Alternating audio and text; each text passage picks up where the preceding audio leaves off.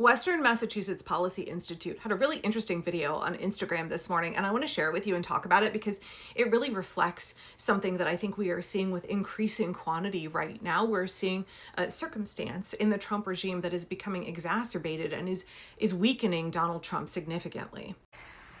When you live in a manufactured bubble of delusion as the leadership, and I'm using that in quotes, of this world, has done for as long as they have done, they don't, due to their arrogance and their complete failure as human beings at an intellectual, spiritual, emotional, and mental level, and physical level, they have really big blind spots. Yes. They believe their own hype, they believe their own lies, they believe their own propaganda, and they always misjudge the intelligence of the masses. The fact that because they can't see themselves, that we can't see them, right? And this is, if you've studied literature or film or any kind of art through the entirety of humanity, this is a message that is continually being, transmitted about hubris.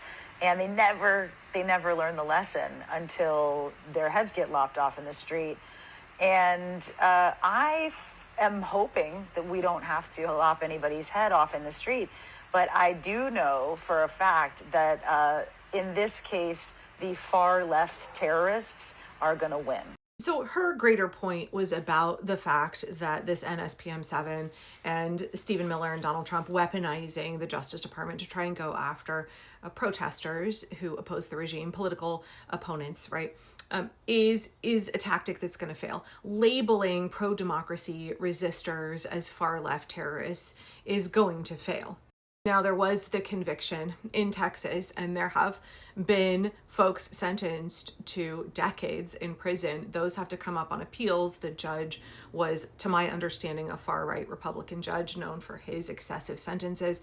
And we'll see how that plays out. I think when Democrats regain control, there need to be immediate pardons for all of those folks. Getting 30 years in prison for shifting boxes of zines is not a crime.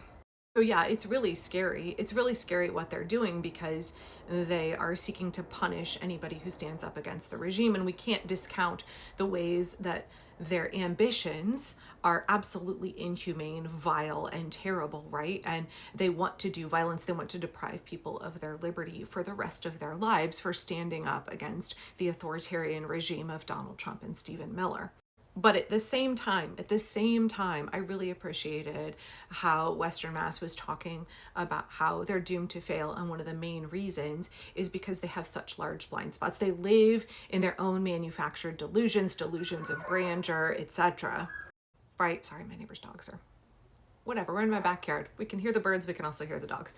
So, Donald Trump is a narcissist. He has this megalomania. He has these delusions of grandeur. He has massive blind spots because of it. And I said in a video earlier today that another problem that he has is that he is extremely volatile. We knew from his first term that advisors were afraid to tell him the truth because he would fly off the handle. He cannot handle bad news, right? That kind of rigidity of his narcissistic personality. He cannot handle criticism at all. He can't handle any negative news about himself at all. He has no distress tolerance whatsoever. And when you have a situation like that, you end up with advisors, or as I like to call them, acolytes, because the folks around him are super loyal to him.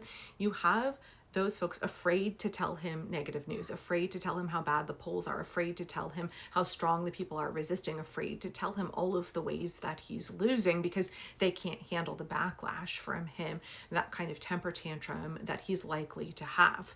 So it reconfirms, it redoubles, it emphasizes it. What's the word I'm looking for? It amplifies in significant ways the kind of blind spots that Trump has and the way that he makes decisions without having all of the data points, without having enough information, on top of his cognitive impairment, on top of his dementia, on top of the fact that he tends to be hot-headed. He now is in a position where he's operating blind to a large extent. He's missing significant pieces of information that could guide his decision making. And Gene Sharp talks about this in his book, From Dictatorship to Democracy. And pretty early on, I talked about how there's this whole section in his book. Early on, I mean, in our resistance against fascism in 2025. I talked about how Sharp lays out all of the weaknesses of dictatorships, and there's a lot of them. He lists 17 of them. How important it is for us doing nonviolent resistance work to understand how to attack all of those different weaknesses, right? Because our goal is to not only erode those pillars of support, but to topple the whole regime. So we gotta get them in the weak spots, right?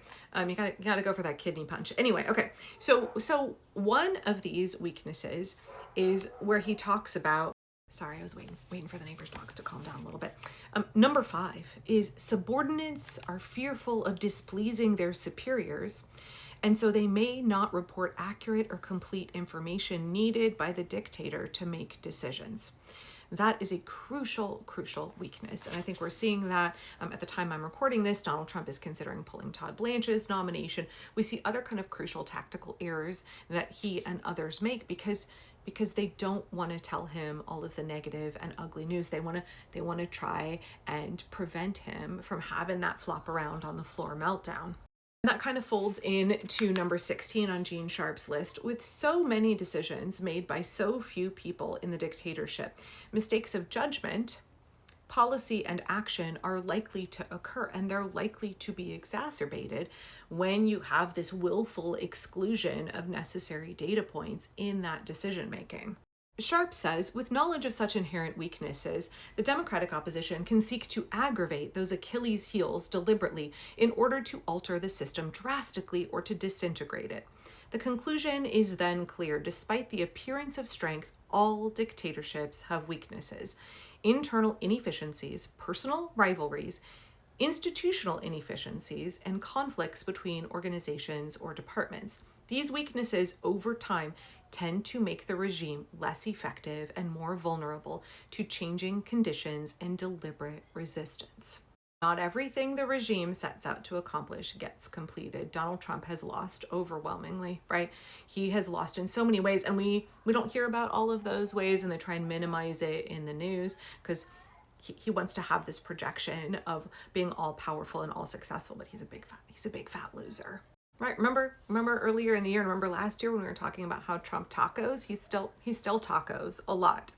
Due to these weaknesses, the dictatorial regime may at times even fall apart quickly. And I think that's what we're seeing with Donald Trump right now. Because you guys, we're not even 2 years into his term, right? And this has been this long run up where Project 2025 has been carefully laying this foundation, and the far right in this country has been, Christo-fascists have been laying this foundation since the 80s.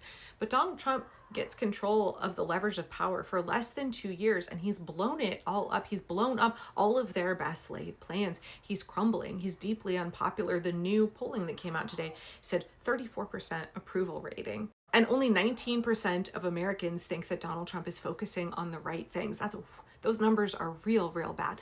So through unforced errors, through making decisions without all of the appropriate information, through being a fragile narcissist, through having dementia, through being volatile and highly emotional, Donald Trump has made a number of errors that has on his own, right, decreased his own popularity. He has pissed off all of his base. He's pissed off everybody at just such a rapid pace. They tried to install a dictatorship, authoritarianism, fascism so fast. And that seemed really overwhelming. That shock and awe seemed really overwhelming. But they, at the same time, are dismantling themselves. They're at the same time destroying themselves at this incredibly rapid rate as we, the resistance, are getting our shit together and are taking action, as we're seeing this new groundswell of energy from a more progressive political movement. We're seeing people get activated and start to push for social change. Like I said yesterday, he's a big loser. He's losing. We just need to keep going.